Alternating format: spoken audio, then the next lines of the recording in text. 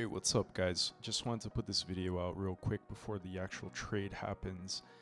So I'm looking at SUI, and there's a power of 3 entry here where basically you add a accumulation. This is your first low, and then that created the ceiling on this accumulation range. Here's your manipulation, and then you jump back into the range, and here you're basically looking to backtest that floor. So the idea I'm working with here is there's a 15-minute imbalance over here, and there's a bit of built-up liquidity just above it here and here. So I'm thinking that there's going to be one more flush down into that area and potentially take this liquidity right here. So the way I'm positioned, I'm already long from down here, but I'm going to be adding size here, here, and here. The idea is to DCA in. 15% of the size goes in here, just so you have exposure and limited risk on the downside.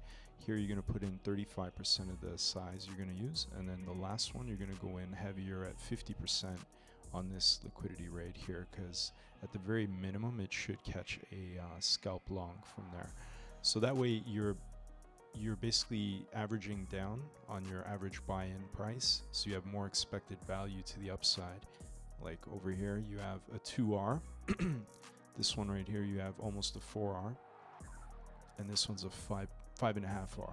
So your blended risk reward ratio is going to be, because you're heavily positioned 50% on the final one with the highest expected value, your blended risk reward is going to be closer to around 5 and 1/5, like 5.15 risk reward. And your risk is going to be limited because here you're not risking as much as you are over here, and here there's only a 2.4% drawdown versus here there's a 5% drawdown. So that's the idea, and here you have a bit of an order block, or not really an order block so much, but more of a supply zone. The only reason I'm using that as a sensitive area to take profits would be because you could see the energetic push down that broke structure here right after this red candle. So hopefully this makes sense. I just wanted to give a little context to the trade setup.